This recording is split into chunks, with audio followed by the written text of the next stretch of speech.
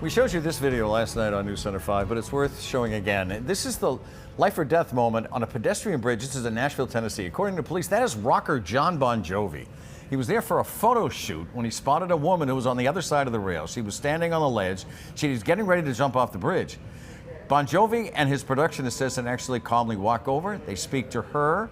They lift her over the railing and bring her back to safety. And in the end, they hug her. So she walked off that bridge.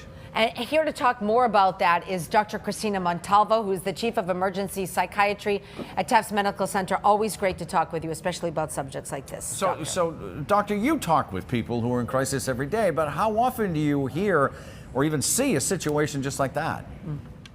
Well, when you think about suicide, in this country, one person commits suicide every 11 minutes. So it's definitely not something that's irregular, but we do see people often doing this in the confines of their own home.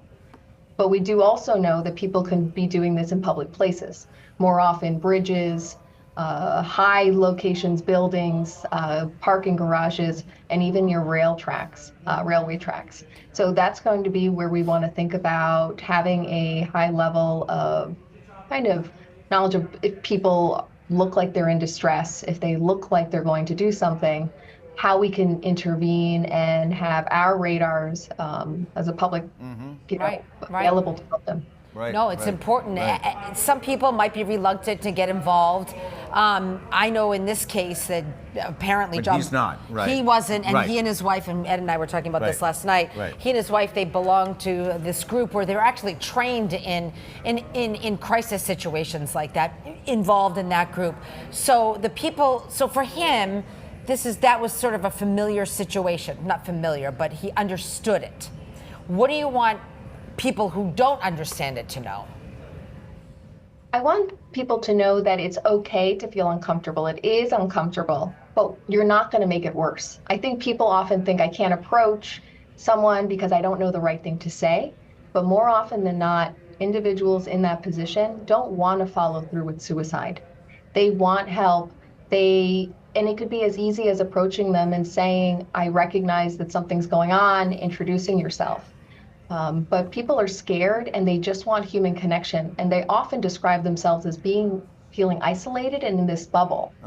So people approaching them is only going to help in this humanistic way and not what you say. So expand on that a little bit, if you would. What would you say to start the conversation? We didn't hear what Bon Jovi said, but he seemed to be very calm and he was very focused on her. What would you say to start the conversation? Often the conversation could be as simple as, are you okay? I notice something's wrong. Even introducing yourself. Hi, my name is Jon Bon Jovi. Jon Bon Jovi. Right. And that's a little more recognizable, but it opens up a conversation for the person to then introduce themselves, get out of the headspace that they're currently in and realize the circumstances. And then it also opens up a conversation of, why don't we move away from the ledge? Why don't we start just hearing a little bit about what's going on?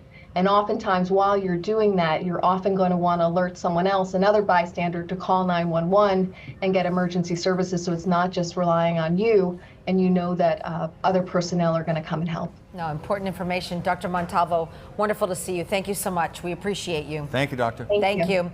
If you or someone you know is struggling, there is help available. Remember, you can call or text 988 24 hours a day for free and confidential support whenever you need it. Hip hop